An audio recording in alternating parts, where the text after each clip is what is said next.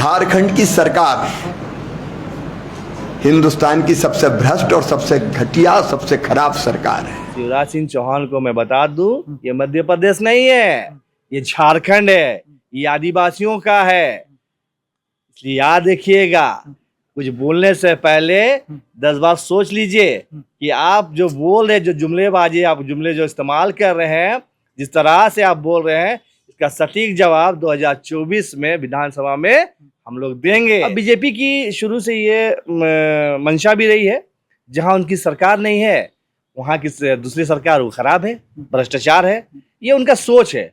और उनका सोच इतना घटिया है। क्या झारखंड सरकार हिंदुस्तान में सबसे घटिया और खराब सरकार है? क्या वाकई झारखंड में बालू और कोयला की लूट मची हुई है? आज यह सवाल इसलिए उठ रहा है क्योंकि भारत के जो केंद्रीय कृषि मंत्री है शिवराज सिंह चौहान, आज उनका झारखंड का बीजेपी स्थित प्रदेश कार्यालय में प्रेस वार्ता हुई। प्रेस वार्ता कर उन्होंने गठबंधन सरकार पर हमला बोला और कहा यह सरकार पूरे हिंदुस्तान में सबसे घटिया सरकार है। इस वक्त हमारे साथ झारखंड मुक्ति मोर्चा के जिला अध्यक्ष हैं अल्पसंख्यक मोर्चा के फरीद खान जी। मेरा सीधा सवाल आपसे यही है कि क्या वाकई जो झारखंड सरकार है पूरे भारत में सबसे घटिया सरकार है? जी, आपने जो सवाल किया है, ये तो जो हमारे बीजेपी के प्रभारी बन के आए हैं शिवराज सिंह चौहान, जिस तरह उन्होंने झारखंड को बदनाम करने की जो मंशा लेकर आए हुए हैं। बीजेपी की शुरू से ये मंशा भी रही है, जहां उनकी सरकार नहीं है वहां की दूसरी सरकार वो खराब है, भ्रष्टाचार है, ये उनका सोच है। और उनका सोच इतना घटिया है कि जिसका कोई कहने की बात भी नहीं है। शुरू से ही चाहे वो आज पहले शिवराज सिंह चौहान को दिया जाए, चाहे बाबूलाल मांडी रहे, चाहे वो संजय सेठ हो, चाहे सीपी सिंह हो, आग उगलने का काम ये लोग करते हैं। ये लोग झारखंड को अच्छा देखना नहीं चाहते हैं, झारखंड को हमेशा बदनाम करने की कोशिश की है। आपने देखा होगा जिस तरह से केंद्र ने एक प्रिय मुख्यमंत्री, जो हमारे पूर्व मुख्यमंत्री और प्रिय आदिवासी के, गरीबों के, अल्पसंख्यक के मुख्यमंत्री को जेल भेजने का काम किया है। इससे समझ में ये तो आ जाता है, आपको भी समझ में आता होगा, आप लोगों ने उनसे हर तरह से इंटरव्यू लिया कि उन लोग का मानसिकता क्या है, उनकी सोच क्या है, कितनी छोटी सोच रखते हैं। मैं आपको बता दूं, आप जिस तरह से आप 2024 में लोकसभा चुनाव में आज गठबंधन सरकार ने जो 5 सीट लाई है, ये उनको तकलीफ जो है वो चुभ रहा है। अब उनको ये लगा कि बाबूलाल मांडी, संजय सेठ, सीपी सिंह, ठीक है, इनसे कुछ होने नहीं जा रहा है, तो किसको भेज दिया गया? शिवराज सिंह चौहान को। शिवराज सिंह चौहान को मैं बता दूं, ये मध्य प्रदेश नहीं है, ये झारखंड है, ये आदिवासियों का है। इसलिए याद रखिएगा, कुछ बोलने से पहले 10 बार सोच लीजिए कि आप जो बोल रहे, जो जुमलेबाजी, आप जुमले जो इस्तेमाल कर रहे हैं, जिस तरह से आप बोल रहे हैं, इसका सटीक जवाब 2024 में विधानसभा में हम लोग देंगे। तब उनको ये चीज समझ में आएगा कि जो बोले हैं कि कहाँ वो गलती कर गए। अच्छा फरीद जी, हमको समझ कर भी ये समझ में नहीं आता कि हेमंत सोरेन जी अभी जेल पर हैं, लैंड स्कैम का उन पर आरोप लगा। आलमगीर आलम संसदीय मंत्री थे, वो भी जेल में हैं, उन पर भी भ्रष्टाचार का आरोप लगा। आपकी जब से सरकार बनी है, ईडी और सीबीआई की कार्रवाई हो रही है, कभी कोई मंत्री, स्वयं मुख्यमंत्री जेल में है, तो कहीं ना कहीं जनता के मन में भी ये सवाल उठ रहा है। यही कारण है कि जो अभी विपक्ष में अहम भूमिका निभा रही है भारतीय जनता पार्टी, इस प्रकार का सवाल आपसे पूछ रही है। देखिए, हमारे माननीय मुख्यमंत्री, पूर्व मुख्यमंत्री हेमंत भैया को एक षड्यंत्र के तौर पे फंसाया गया। अभी तक न्यायालय में वो चल रहा है। ईडी हो चाहे आपका कोई भी, उसके कुछ भी जो अपना बार बार न्यायालय बोल रहा है कि अपने पक्ष को रखा जाए, अब एविडेंस दिया जाए, ऐसा कुछ नहीं दे रहे। डेट पे डेट केंद्र के जो बात सुन के ईडी अपना काम कर रही है। ईडी का दिमाग अपना थोड़ी लगा रही है, वो जो ईडी बोला जा रहा है, केंद्र बोला जा रहा है, ईडी वो काम कर रही है। ईडी का सिर्फ यही काम है, जो केंद्र से आदेश मिलेगा वो काम वो करेगी, जो मोदी सरकार बोलेगी वो काम वो करेंगे। लेकिन मैं आपको बता दूं, जिस तरह इस बार 2024 में लोकसभा चुनाव हुआ, वो तो ऊपर वाले का कर्म है कि इस बार तो गठबंधन उन लोग का भी हो गया है। अगर वो नहीं होता तो संविधान, लोकतंत्र कहाँ जाता, क्या हाल होता, ये लोग को समझ में आता। तो ये तो उनका काम है, ईडी का काम, ईडी भेजो और किस तरह गठबंधन को बर्बाद करो ये सोच रहे। जहां थोड़ा मैं बता दूं आपको, बीजेपी में लाइन से मैं गिनवा दूंगा, भ्रष्टाचार की कमियों नहीं है।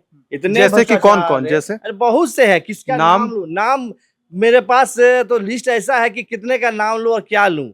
तमाम जितने बीजेपी सरकार जो बैठते हैं ऑफिस में सब भ्रष्टाचारी है। कमलेश सिंह जो पकड़ाए हैं करोड़ों के, बाबूलाल मांझी के साथ फोटो खिंचवाए, मैं आपको साक्ष्य भी दे सकता, मेरे पास फोटो है उनका, साथ फोटो खिंचा रहे, ऐसे भ्रष्टाचार। अच्छा, उनका फोटो चंपई सोरेन जी के साथ भी था। जी जी, ये सबसे बड़ी बात है। जिस चीज के लिए कमलेश सिंह को पकड़ा गया है, वो खासकर वो हमारे जो बीजेपी के अध्यक्ष उनके साथ उनका क्या रिश्ता है, ये तो बाबूलाल मांझी बताएंगे। अच्छा, ये बताइए, आपने ईडी और सीबीआई के ऊपर आरोप लगाया, आपने कहा जो कमलेश पकड़ा गया है उसका संबंध भारतीय जनता पार्टी के बड़े नेताओं के साथ, तो उनको तो क्लू मिल गया ना कि देखिए इसका हमारे साथ संबंध था, फिर भी हमने इसको पकड़ा।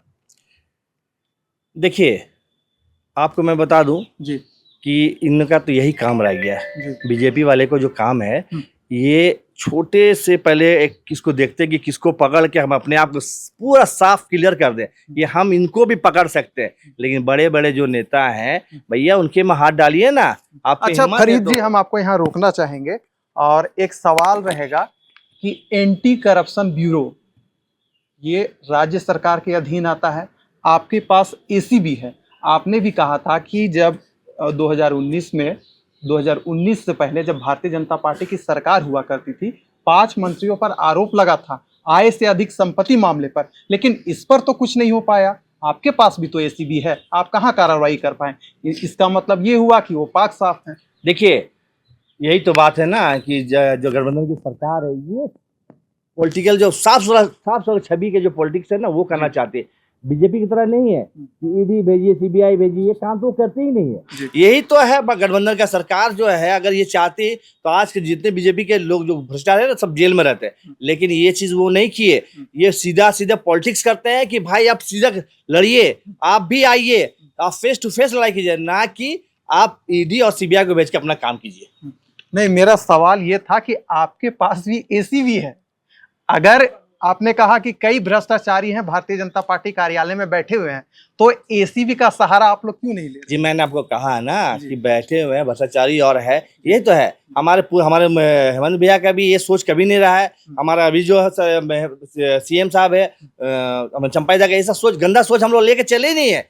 जेएमएम या गठबंधन की सरकार कभी ये सोच तो गंदा लेके नहीं चलिए कि आपकी सरकार में हम जैसे नेता है, छोटे हम लोग हैं, हम लोग तो उनके रग रग को भी जानते हैं। इसका मतलब कि तमाम लोग जानते हैं, उनके हो चाहे जेएमएम के हो चाहे कांग्रेस का, गठबंधन के, तमाम लोग जानते हैं कि क्या भ्रष्टाचार। लेकिन जो साफ सुथरी राजनीति है, डर नहीं ना लगता है कि हम लोग अगर एसीबी का सहारा ले तो कई और मंत्री और जो अन्य पदाधिकारी हैं रडार में आ जाएंगे? देखिए, आपने सुना होगा बार बार, ये लोग तो कितने मंत्रियों का नाम ले रहे हैं कि ये जाएंगे, इसके बाद इनके पारी, इसके बाद इनके पारी है। तो भाई आप कीजिए ना, आप पहले प्रूफ तो कीजिए, प्रूफ करके दिखाइए। एक छोटे से 8.5 डिसमिल में 8.5 एकड़ जमीन में आपने माननीय मुख्यमंत्री को जो जेल भेजा है, सिविल का मामला था, ऐसा कोई नहीं। दुनिया भर का लाखों करोड़ों जमीन का मामला है जिसमें आप सिविल का मामला है जो कोर्ट में चल रहा है, लोग बाहर घूम रहे हैं। आपने छोटा केस में सीएम को जेल भेजने का काम किया, क्या षड्यंत्र है ना कि एक मुख्यमंत्री अच्छा काम कर रहे हैं और उसको जेल भेज दिए, आदिवासी के मुख्यमंत्री उसको जेल भेज दिए, अल्पसंख्यक के मुख्यमंत्री उसको जेल भेज दिए। यही काम तो करे बीजेपी पर कोई मुद्दा नहीं है।